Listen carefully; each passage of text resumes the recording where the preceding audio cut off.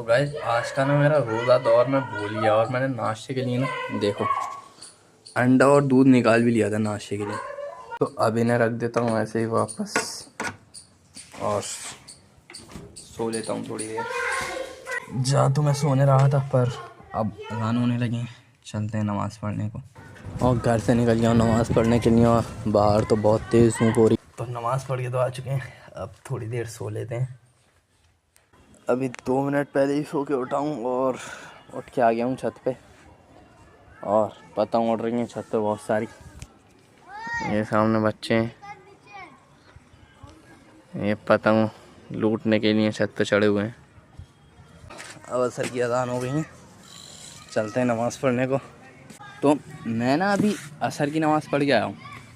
तो अभी नमाज में कुछ ऐसा हुआ कि लास्ट की 10 सेकंड बची थी जमात होने में और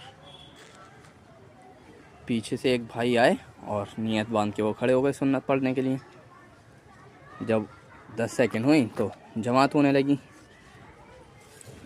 और जब जमात हुई तो उन्हों की 2 रकात हो चुकी थी सुन्नत की। उन्हों की जब तक 2 रकात हुई तब तक 1 रकात मौलाना ने मुकम्मल कर दी और तीसरी रकात उनकी थी सुन्नत की, पर मौलाना दूसरी रकात पे ही थे और वो दूसरी रकात से ही नमाज में शामिल हो गए। तो अब इस हिसाब से उन्होंने 5 रकात की नमाज अदा करी। तो बस मेरा मजाक बनाना तो मकसद नहीं है उसका, पर बस मैं इतना ही आपको समझाना चाहता हूँ कि हमारे रब से इतना ताल्लुक़ तो होना चाहिए कि हमें पता हो कि बस ये हमें 5 फ़र्ज़ नमाज दी गई हैं, अब हमें इन्हें ठीक से पढ़ना तो इन्हें सीखना चाहिए। अब मुसलमान होके इतना ना करा जाए तो बेकार है हमारा मुसलमान होना। और ये दीन जो हमें इतनी फ्री में मुफ्त में मिला है एक, इसके लिए कितनी मेहनतें करी गई हैं, कितनी जंगें लड़ी गई हैं और इतनी जंग और इतनी मेहनत से जो हासिल करा है दीन, और इसे भी आज का मुसलमान इस तरीके से इतना वेस्ट समझ रहा है कि कुछ है ही नहीं।